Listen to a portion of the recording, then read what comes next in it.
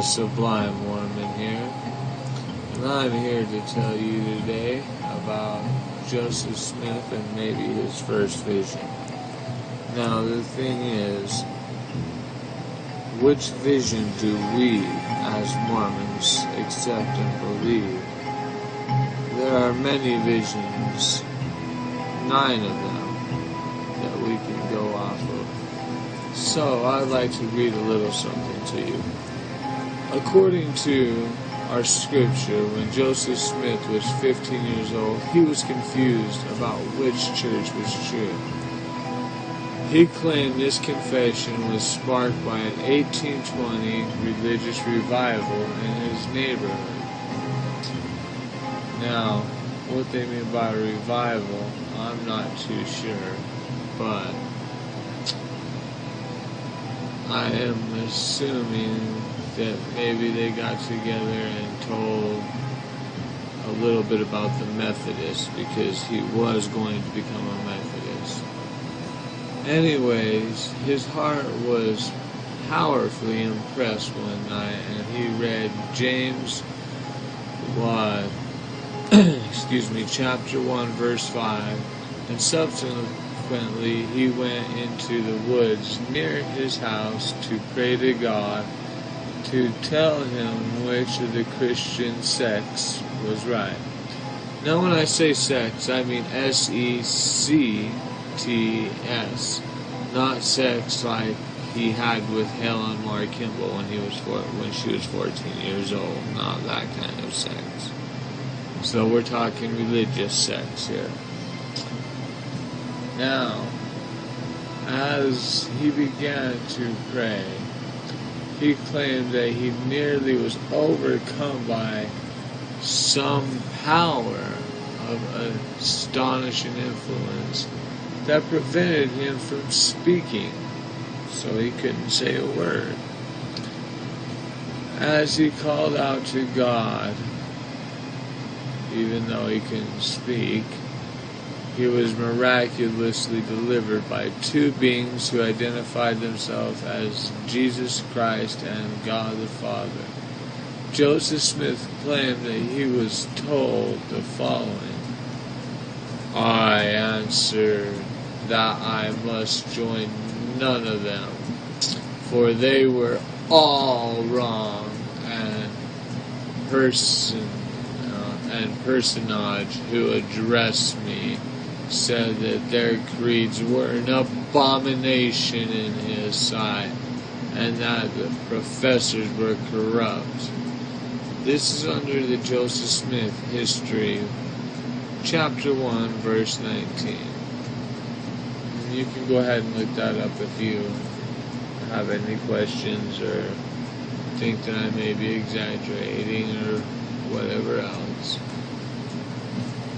The story referred to the LDS Church as the first vision. It was ultimately led by Joseph Smith to organize today the Church of Joseph Smith and Latter-day Saints. Whenever the LDS missionaries meet with potential converts, their message always includes the first vision story. The vision was obviously a cornerstone upon which the LDS Church is built. In fact, the 9th president of the Mormon Church, David O. McKay, said that appearing of the Father and the Son of Joseph Smith is the foundation of the Church. That's under the Gospel Ideals, page 85. Preston Nibley, a descendant of early LDS apostle, once wrote, Joseph Smith lived more than 24 years after his first vision. During this time, he told but one story. That's under Joseph Smith the Prophet, page 30. So this is an important vision that is published in the description of the Mormon to the Mormon people in the book known as a Pearl of Great Price. The official version was taken from the early LDS publication Time Seasons, which originally published on April 1st of 1842. Now that's pages 748 to 749. Joseph Smith wrote this account after his vision in 1838, 18 years after it supposedly happened. However, to the contrary, Mr. Nibley claimed that this is not only the vision that Joseph ever told. In 1965, a BYU student named Paul Cheeseman found a different version of the first vision. He noted that the accounts differed in significant details. This led others to start looking into the matter of a surprising detail that came to light. There are at least 9, you got that, 9 different versions of the first vision, each which differs in more significant parts of the story. Here's a brief look at them, starting with the latest known account. We'll work backwards to the earliest. We'll start at Vision 9 and work our way down to Vision 1. Okay, we got Vision 9. On May 24th, 1844, Alexander Nebar wrote the first vision in his journal as Joseph Smith told him. In this account, more details of the same official version, except Joseph was not told the Christian sects were wrong. Once again, SECTS, not SCX, for all of you out there. This is not him and his 30 wives or him and his 14-year-old girls. This is actually the Christian sects, the different religions of Christianity were wrong. Instead, he was specifically told that Methodists were not of God's people. So, I guess he's assuming that the Catholics, the Lutherans, the Presbyterians, and the rest of them are of God's people, but the Methodists are evil. Where he got that from, I'm not exactly sure. However, to move on to Vision 8. In 1843, Joseph Smith gave an interview in Pittsburgh Gazette, where he reprinted on the New York Observer on September 23rd, 1843. Like I said, was reprinted. The New York Observer on September 23, 1843. In this version, Joseph said he was 14 years old, and there was no mention of any dark power trying to overcome him. I don't remember a dark power ever being mentioned. However, that was vision number 8. Number 7, the officially accepted version of the first vision, published in the Times and Seasons on April 1st, 1842. On March 1st, 1842, the Times and Seasons published a contents letter written by Joseph Smith to John Wentworth. This was published 1 full month before the account that is accepted as the official version today. In this one, Joseph Smith did not give his age. He mentioned no evil power overcoming him. He said 2 personages visited him, though he never identifies them.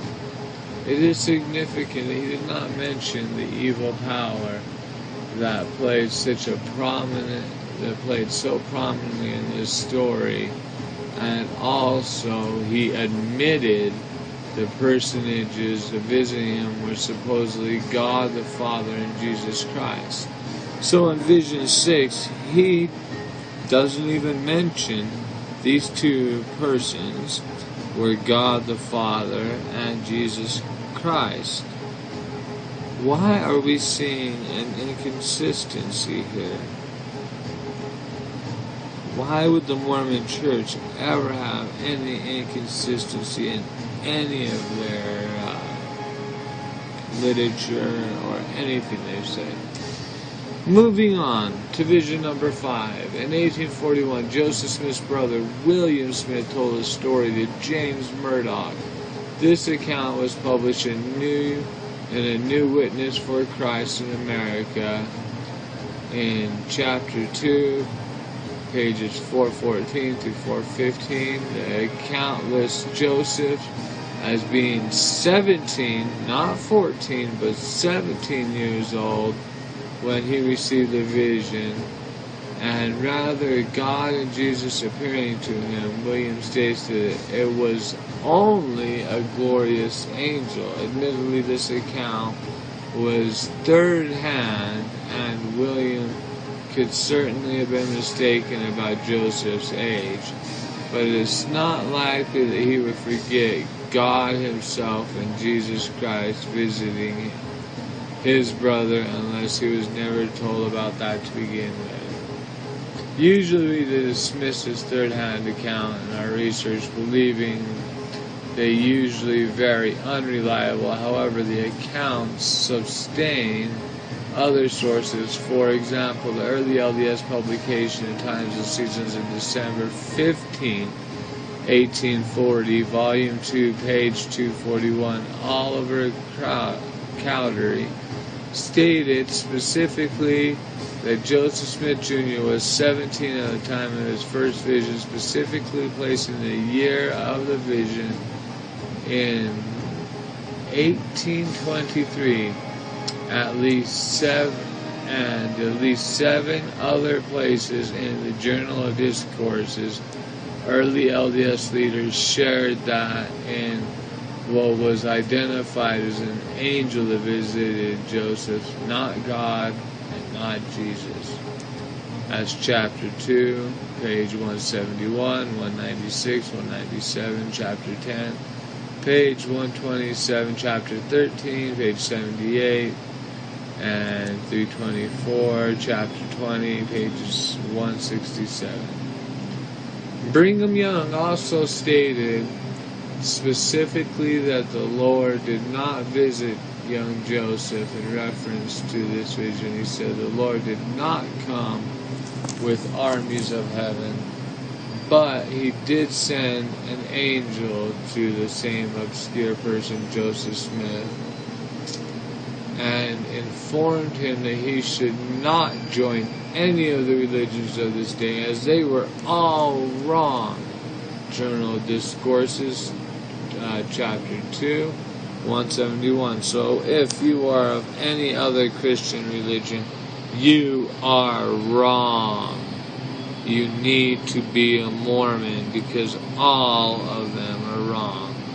This is coming directly from Joseph Smith, the man who has never sinned, never committed adultery, never lied, never was arrested for gold digging, never none of this. These are all myths that people will tell you. He was never arrested for burning down a publication. This is all a myth. They arrested him because he knew the truth. Moving on.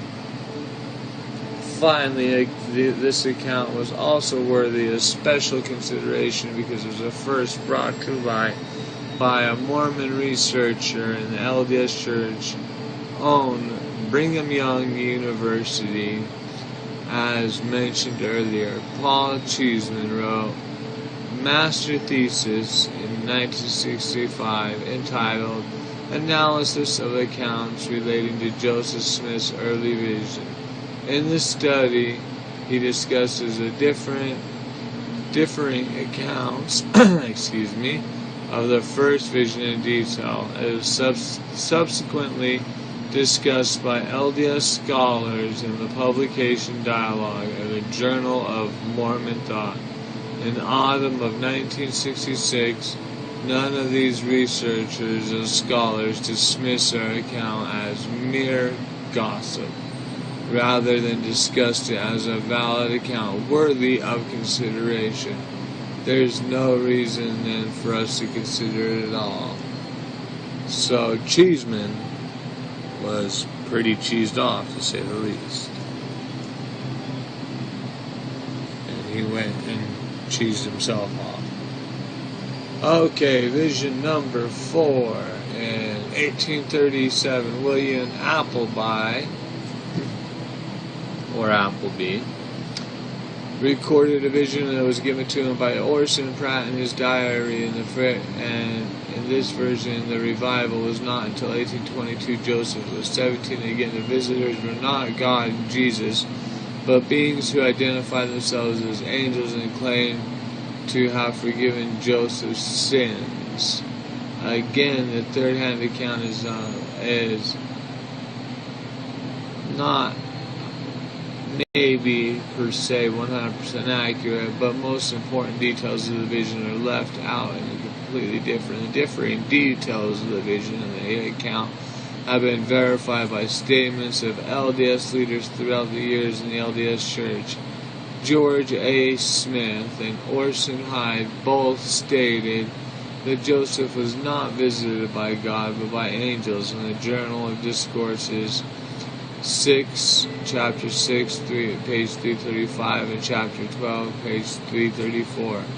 This corroboration information makes the third-hand account worthy of our consideration. In addition, the LDS Church mainly recorded its diaries and journals for the early Mormons. The LDS Church considers these third-hand accounts to be valid enough to accept for inspirational material. It would be inconsistent for the Mormons to accept only these accounts as a support of their teachings, and to disregard the accounts of which that they disagree on. Orson Pratt was the first witness to the early Mormonism and the life of Joseph Smith Jr., the version of the events, significant importance, and for consideration. And the Listener's Journal. Alright, are we ready to move on to vision number 3? I think I might have said vision number 3 before, but was off. Vision number 3. In 1835, Joseph Smith dictated his own account of the first version in a personal diary. There is some question among scholars of those who LDS who subscribe for this part diary. Some believers of the Warren parish, but others believe Warren Cowdery. Regardless which man physically wrote the account, the fact appears in the official diary.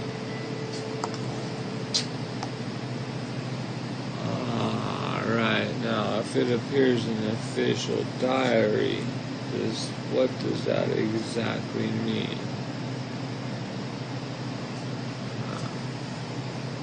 Alright, now we know it's the official diary of the prophet, and the journal entries accepted as accurate and valid. In this account, which for the first time in all previously published accounts listed below, no evil power was mentioned by Joseph Smith. Also, he does not claim the messengers were God and Jesus, just many angels visited him. This seems to be a very curious submission.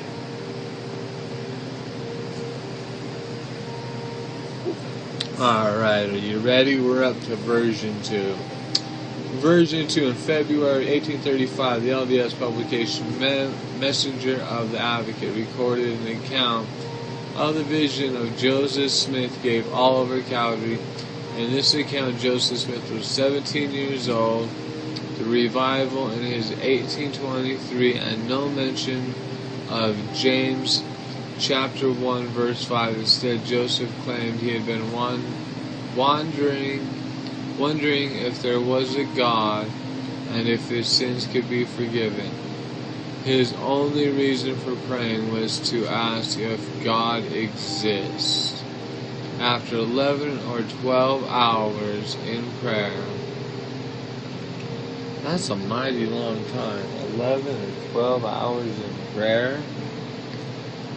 I have a hard time believing that. But it is Joseph Smith we're talking about here. He was visited by the messenger from God who forgave Joseph Smith's sins. While in this vision, given the messenger and advocate, the first vision of Joseph Smith, the story was later revised and published as a second vision, and the angel Moroni perpetually to giving Joseph Smith the golden plates. Now, we have no mention of the angel Moroni. We have Michael, we have Gabriel, we have tons and tons of Raphael, tons and tons of angels and their names, but we don't have a Moroni except for in the LDS Church. Why that is, I don't know. Could he maybe have been a demon posing as a spirit? Good spirit? We don't know. We may never know. But we must, I repeat to you, we must follow Joseph Smith, because he is what Mormonism is about. If Joseph Smith jumps into a lake of fire, we must jump into a lake of fire. That's how dedicated we are. And anyway, so the angel Moroni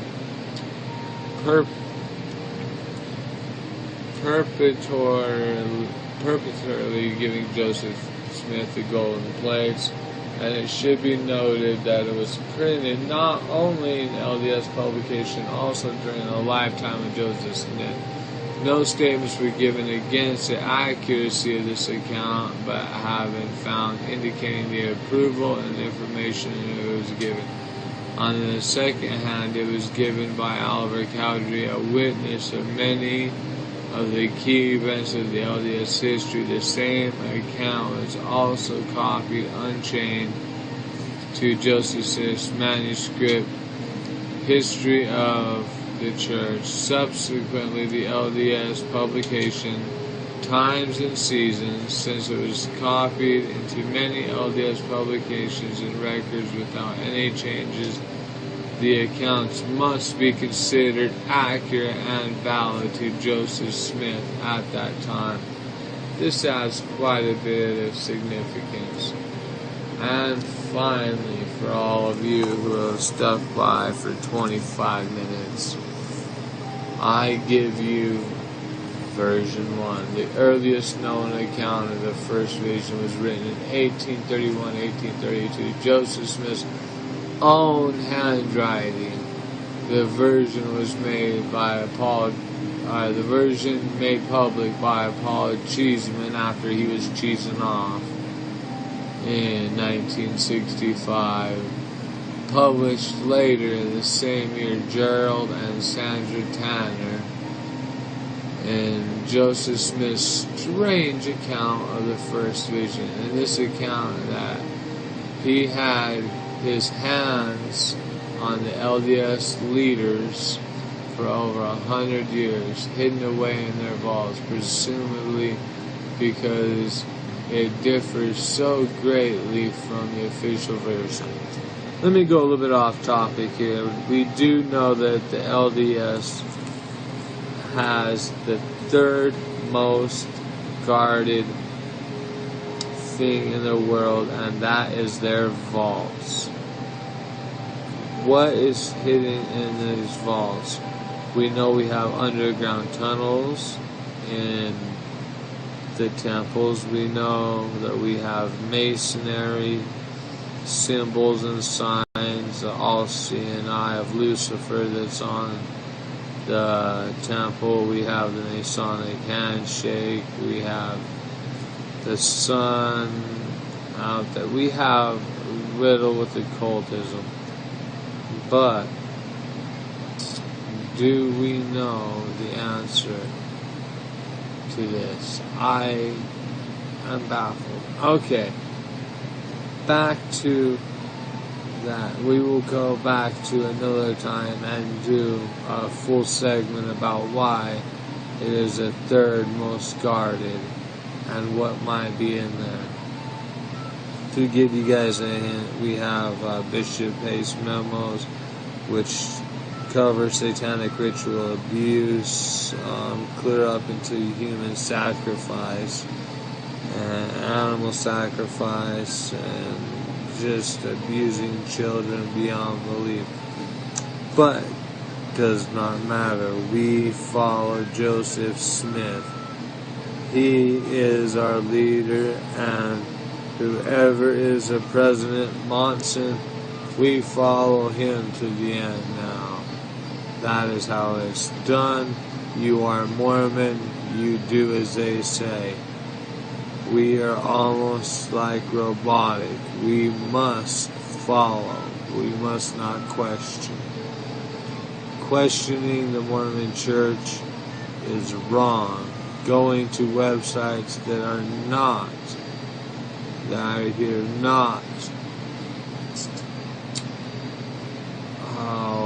how would I put this? Allowed by the Mormon Church is not allowed. Anyhow, to get back to this,